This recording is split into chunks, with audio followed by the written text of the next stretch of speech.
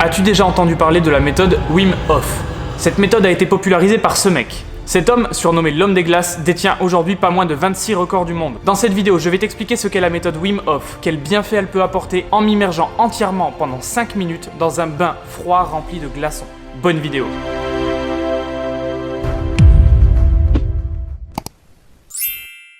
Salut, c'est Aurélien, bienvenue dans cette nouvelle vidéo. Avant de te parler de bain froid, je vais te parler de douche froide. Parce qu'avant d'être capable de t'immerger entièrement, il faut déjà être capable de te mouiller un petit peu et de commencer par une douche froide. Si tu t'en souviens, quelques mois auparavant, j'ai déjà tenté cette expérience pendant 7 jours de prendre des douches froides. Je te mets la vidéo juste ici. Et entre nous, ça s'était pas super bien passé. Je suis pas du tout adepte des douches froides, encore moins je pense des bains froids, car je suis quelqu'un de relativement frileux. L'objectif de cette vidéo et le challenge de cette vidéo va être de m'immerger entièrement pendant 5 minutes dans un bain froid rempli de glaçons. Mais avant d'aller plus loin, je vais te parler plus en détail de la méthode Wim Hof. La méthode Wim Hof, qu'est-ce que c'est? Elle se décompose majoritairement en 3 piliers. Le premier pilier de cette méthode va reposer sur la thérapie du froid. La thérapie du froid, selon Wim Hof, ça va tout simplement être le fait de t'exposer au froid. Quelle que soit la méthode utilisée, que ce soit de l'immersion, que ce soit un bain, que ce soit une douche, que ce soit simplement le fait de marcher dans la neige, le but du jeu va être de transformer ta relation avec le froid en une relation qui est plus normale, plus chaleureuse, pour que, comme il le dit, le froid devienne ton ami chaleureux. Le deuxième pilier de la méthode va reposer sur la respiration. La respiration va vraiment avoir un rôle fondamental et super important dans ton immersion, notamment quand tu vas vouloir te mettre dans un bain glacé. Toute la différence va se jouer à ce niveau-là. Dans la méthode Wim Hof, la respiration se décompose en 2 parties. Premièrement, de nombreuses respirations successives en un intervalle de temps très court. On parle d'hyperventilation. Deuxièmement, on va retenir sa respiration dans 2 situations différentes. Premièrement, les poumons vides et deuxièmement, les poumons pleins. L'idée, c'est d'avoir un maximum d'oxygène dans son organisme et la méthode de respiration que Wim Hof a créée va dans ce sens. Elle est conçue, pensée et millimétrée en termes de timing pour permettre à ton organisme en un minimum de temps d'avoir le plus d'oxygène possible. Pour ceux qui connaissent un peu le sujet et qui maîtrisent la respiration, cette technique peut s'apparenter à ce que l'on appelle la respiration holotropique. Le troisième pilier de la méthode, ça va être le conditionnement mental. Pour appliquer les 2 piliers précédents, à savoir t'exposer au froid et bien respirer,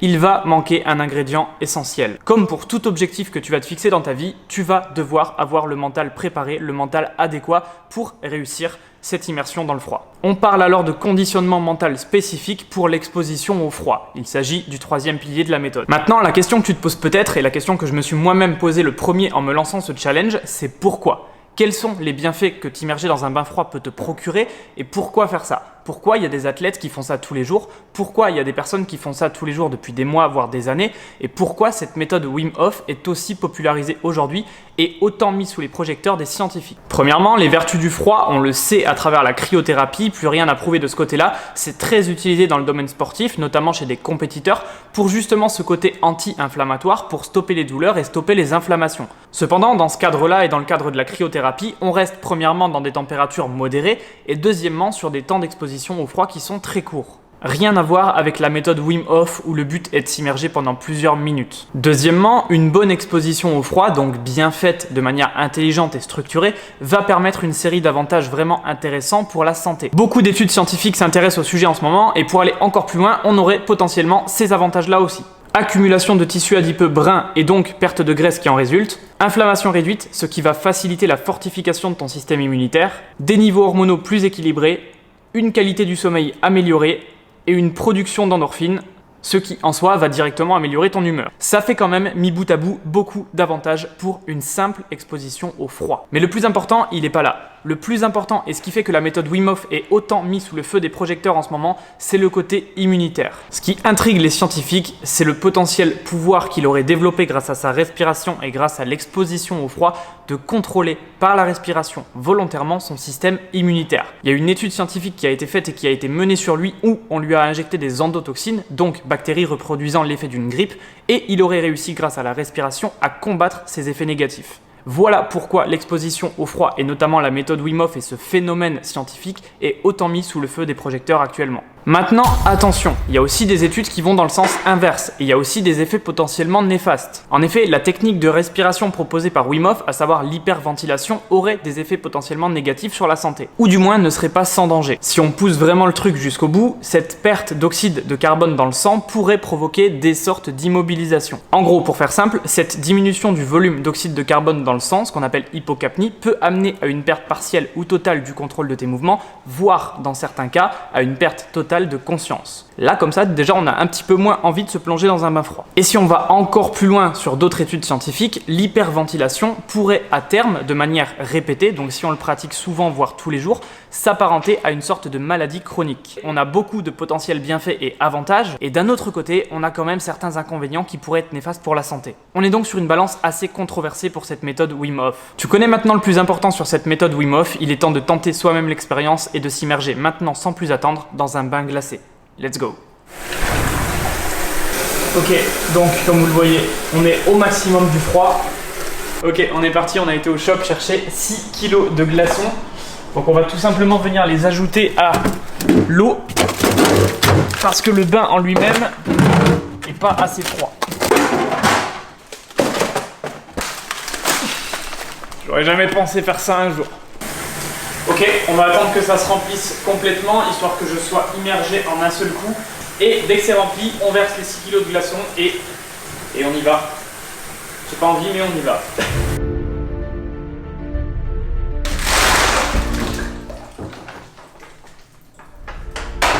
Ah.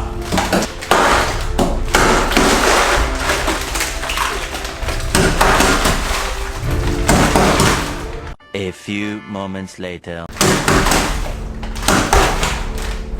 1 hour later. 1 eternity later. Woo!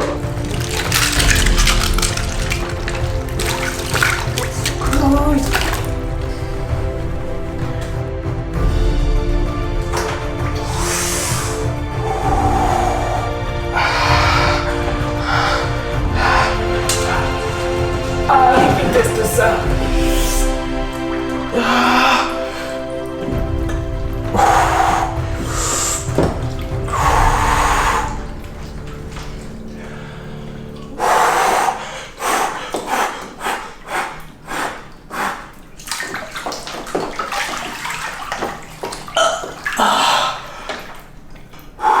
Ok.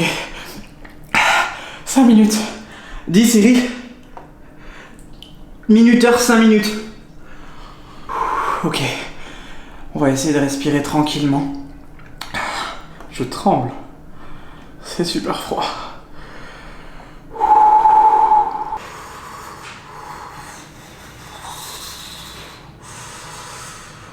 Les gars, ces 5 minutes sont interminables. J'essaye de penser à un truc chaud, genre je suis sur une plage au soleil, mais ça marche pas. Je perds la notion du temps, je sais pas si ça fait 1 minute, 3 minutes, 4 minutes, j'ai juste hâte que le téléphone sonne. J'essaye de faire des respirations profondes. Mais c'est vraiment difficile. En attendant, tu peux me soutenir en mettant un maximum de pouces bleus sous cette vidéo.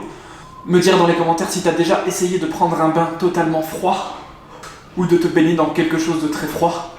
Et bien sûr, tu peux t'abonner à la chaîne et activer les notifications pour ne pas louper les prochains challenges et les prochaines vidéos.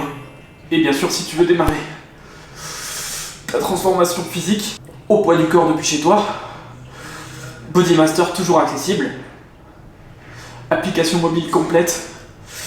J'ai pas le mental là maintenant pour te faire un descriptif, mais tu peux cliquer sur le premier lien en description sous cette vidéo et t'auras toutes les infos. Là je suis dans la phase où je commence à accepter le froid.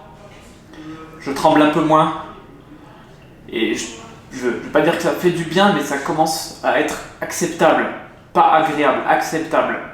Je commence à être en lien en fait avec le froid et accepter que je suis dans un bain froid. Je pense qu'il faut vraiment réitérer l'expérience longtemps avant d'arriver dans une situation où on est dans une proximité et où, comme dirait Wim Hof, le froid est notre ami chaleureux. 5 minutes, ça paraît très long. Après là, j'ai fait 5 minutes parce que c'est pas complètement froid non plus. C'est juste 6 kg de glaçons et le froid maximum de la douche, mais c'est pas non plus du 5 degrés quoi. Je pense qu'on est, à mon avis, aux alentours des 14 degrés, je pense. Ah oui, mais c'est acceptable.